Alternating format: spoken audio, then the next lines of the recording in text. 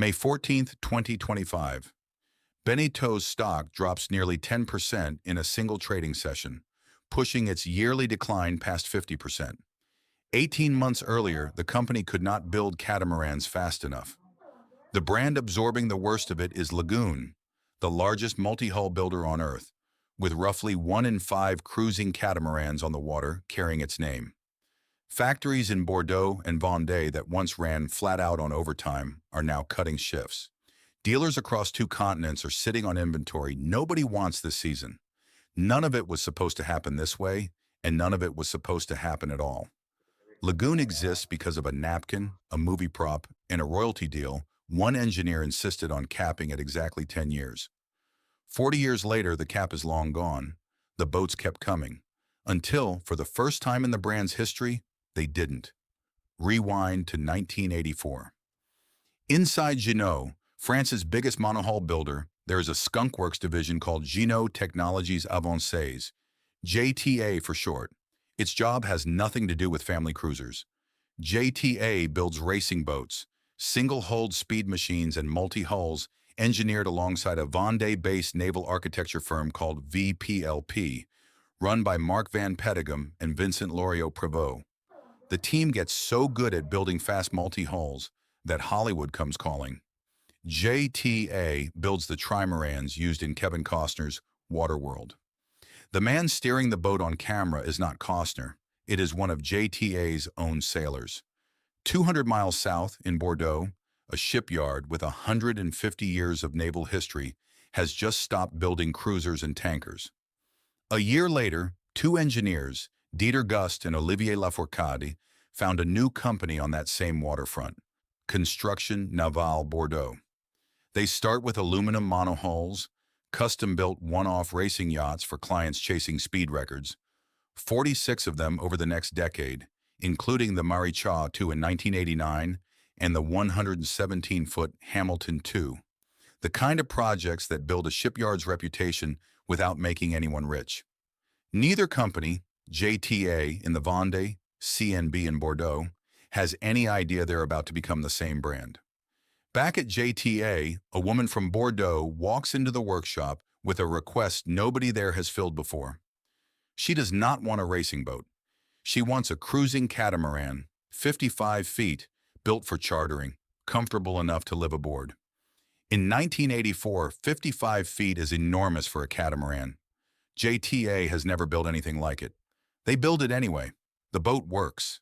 She charters it, loves it, and orders a second one. Someone at JTA asks an obvious question. Could this be a business, not a favor? They need a name. The customer already gave her first boat one, the same word she'd given the original. Lagoon. The agreement that follows is written on the corner of a restaurant table. A small royalty paid back to her for the use of her boat's name, capped at 10 years. After that, JTA stops paying. Nobody at the table that day expects Lagoon to outlive the decade, let alone become one of the most recognized names in sailing. For its first 4 years, Lagoon barely exists as a brand. It builds one-off and small series cruising cats, the 55, the 47, the 57, the 67, for owners who want something closer to a yacht than a racing hull. Then, in 1988, Lagoon launches its first true production cruising catamaran, and the wider sailing public finally notices. The boat sells. The brand has an identity now, comfort and volume, built on a racing pedigree nobody outside the industry knows about yet. The defining year is 1996. Jeanneau is absorbed into the Beneteau Group, the largest sailboat manufacturer in the world, and the Lagoon brand is handed off to CNB, the Bordeaux yard that had spent the previous decade building one-off racing monohulls like the Maréchal II. Overnight, a side project with a 10-year handshake deal becomes a division inside a public, industrial boat builder with the capital to scale it, paired with a shipyard whose entire identity is built around going fast on the water. Lagoon launches the 4-1 that same year, its first catamaran designed explicitly for private ownership rather than charter, and the strategy that will define the next 3 decades locks into place. Keep the racing-derived engineering underneath, sell the comfort on top. It works at a scale nobody in multi-hull sailing had ever achieved. The Lagoon 440 launches with a gull-wing nacelle and becomes the first catamaran under 45 feet built with a flybridge. 423 units sold, a production record in its size class that competitors spent a decade trying to copy. The 620 follows, the flagship of large contemporary lagoons, and wins its category outright with 60 units launched.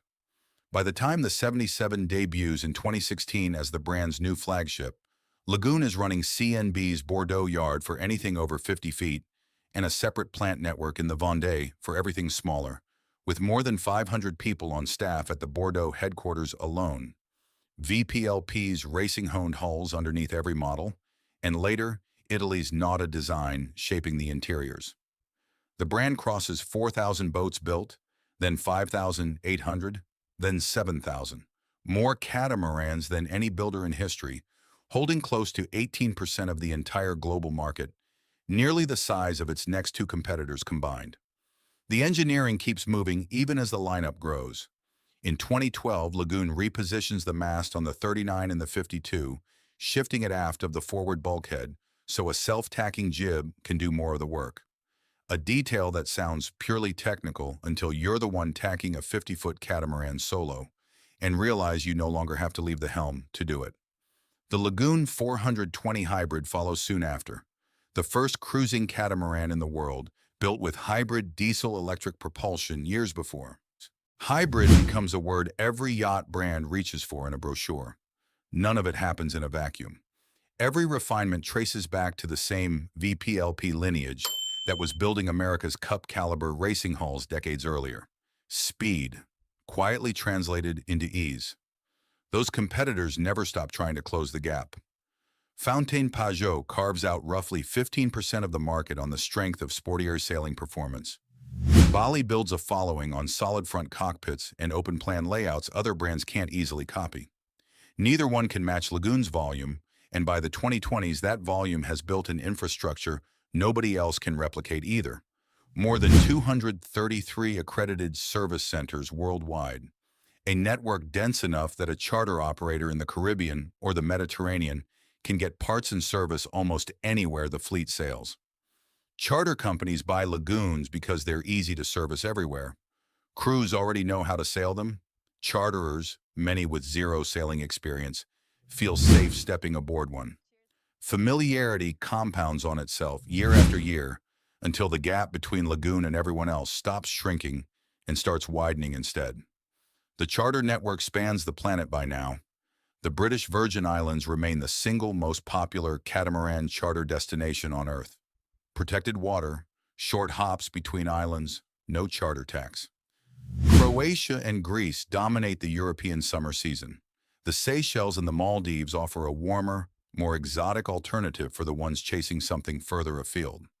Close to 40% of all Lagoon charter bookings worldwide come fully crewed, which means nearly half the people stepping aboard one have never sailed a day in their life. And the brand's reputation for predictability is exactly why charter companies are comfortable handing them the wheel anyway. Then 2021 through 2023 hands the brand its best run yet. Pent-up travel demand after years of lockdowns sends charter bookings and charter fleet orders into a frenzy. Sales to charter professionals jumped 68% in a single year. Lagoon cannot build catamarans fast enough. That is the version of Lagoon the world sees in early 2024, sold out, dominant, seemingly unstoppable. It is also the high watermark. The reversal arrives almost exactly as fast as the boom did. Charter operators, having gorged on new boats for 3 straight years, simply stop ordering. Sales to that segment fall 29%, just normalizing off an artificial peak. But the timing is brutal. By the first half of 2024, European sales are down 22%.